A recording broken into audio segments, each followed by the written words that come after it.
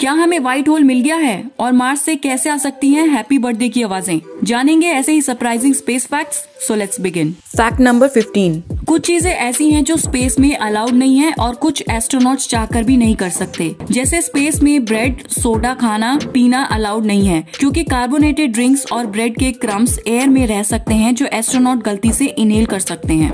Fact number 14। Red planet Mars पर sunset कुछ इस तरह का दिखता है। ये बात थोड़ी अजीब है कि ब्लू प्लैनेट कही जाने वाली अर्थ पर सनसेट ऑरेंज रेड दिखता है और रेड प्लैनेट मार्स पर ब्लू सनसेट। Fact number 13।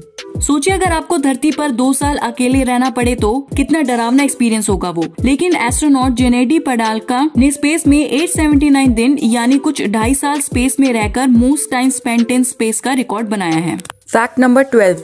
रात में लाखों करोड़ों स्टार्स ट्विंकल करते दिखते हैं, लेकिन ये एक्चुअल में ट्विंकल नहीं करते। स्टार्स की लाइट जब अर्थ के एटमॉस्फेयर में एंटर करती है तो रिफ्लेक्ट करती है, जिसकी वजह से ये ट्विंकल करते दिखते हैं। स्टार जितना पास होता है उतना ही कम वो ट्विंकल करता है क्योंकि उनकी लाइट उतनी ही कम रिफ्लेक्ट होती है। Fact number 11। बचपन में अगर हमें कोई पूछता था कि बड़े होके क्या बनोगे तो हमें से कई बोलते थे एस्ट्रोनॉट। लेकिन क्या आपको पता है एस्ट्रोनॉट बनने के लिए कौन सी स्टडी और एक्सपीरियंस चाहिए होता है? एस्ट्रोनॉट बनने के लिए साइंस, टेक्नोलॉजी, इंजीनियरिंग, मैथमेटिक्स में मास्टर डिग्री होनी चाहिए। इसके साथ कम से कम 2 साल का एक्सपीरियंस नहीं तो जेट एयरक्राफ्ट चलाने का 1000 घंटे का एक्सपीरियंस होना चाहिए।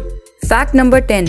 मून पर जाना ह्यूमन काइंड के लिए बहुत बड़ी अचीवमेंट रही, लेकिन अब मून के बारे में ज्यादा सुनने में नहीं आता। मून पर लास्ट बार इंसान 1972 में गया था क्योंकि मून पर जाने के लिए इतने फंड्स मैनेज नहीं हो पा रहे, जिसकी वजह से वहां दोबारा जाना मुश्किल है। लेकिन मून की खोज अभी भी खत्म नहीं हुई है। कई सैटेलाइट्स लॉन्च की गई हैं और आगे भी की जा रही हैं। Fact number 9। अर्थ अपने एक्सेस पर 24 आवर्स में रोटेशन पूरा करती है, ये तो हम जानते हैं। लेकिन क्या आप सन का रोटेशन पीरियड जानते हैं? सन अपने एक्सिस पर 7.25 डिग्री से एक तरफ झुका हुआ है और अपने इक्वेटर पर ये 27 अर्थ डेज में अपना रोटेशन कंप्लीट करता है। Fact number 8। हमारी धरती पर 97% पानी है, लेकिन हम मार्स और मून के सरफेस के बारे में ज्यादा जानते हैं एज कम्पेयर टू धरती के ओशन सरफेस को, जिसे हम अभी तक 5% ही जान पाए हैं। Fact number 7।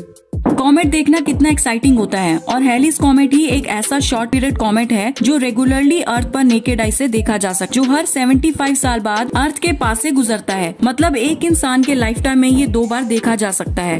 ऐसा इसलिए क्योंकि ये कॉमेट सन के ऑर्बिट में अनयूजुअल तरीके से रिवॉल्व करता है।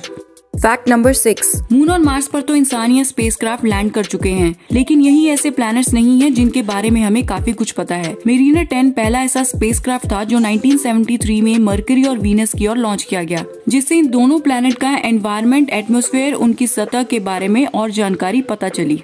Fact number 5। हाल ही में न्यूज में सुनने में आया है कि अर्थ की रोटेशन की स्पीड पिछले 50 साल के बाद 1.4602 मिली सेकेंड से बढ़ गई है। इसका मतलब है कि अब एक दिन 24 आवर्स से कुछ मिली सेकेंड्स कम का होगा। Fact number 4।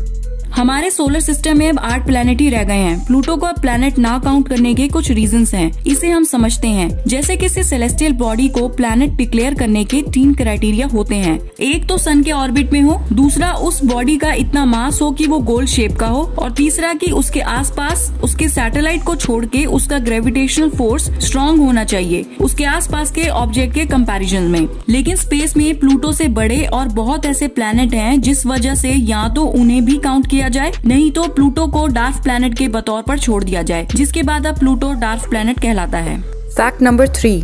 धरती पर कोई भी काम करना ग्रेविटी की वजह से काफी आसान हो जाता है, जैसे रोना। लेकिन अगर स्पेस में आप रोएंगे तो क्या होगा? स्पेस में 0 ग्रेविटी की वजह से आंसू लिक्विड बॉल बन के स्किन से चिपके रहते हैं और ऐसे ये लिक्विड का गोला गिरता नहीं है। जब तक इसे वाइप ना किया जाए ये तब तक स्किन पर ही रहते हैं। Fact number 2। ब्लैक होल में अभी भी काफी कुछ एक्सप्लोर करने वाला है। ऐसे ही व्हाइट होल भी एक हाइपोथेटिकल मतलब काल्पनिक रीजन है। जैसे ब्लैक होल के पास से अगर कोई ऑब्जेक्ट गुजरता है तो ब्लैक होल के ग्रेविटेशनल फोर्स से वो ऑब्जेक्ट खत्म हो जाता है। व्हाइट होल बिल्कुल इसका ऑपोजिट है, जिसमें कोई चीज एंटर करने की बजाय इसके अंदर से एनर्जी, मैटर, लाइट इससे बाहर निकल सकता है।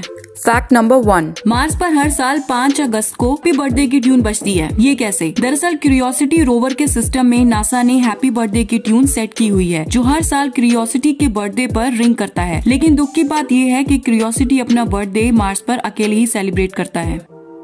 तो ये थे कुछ सरप्राइजिंग स्पेस फैक्ट्स। अगर वीडियो अच्छी लगी हो तो लाइक और सब्सक्राइब जरूर कर ले ताकि आपके लिए ऐसी और वीडियोस आती रहें।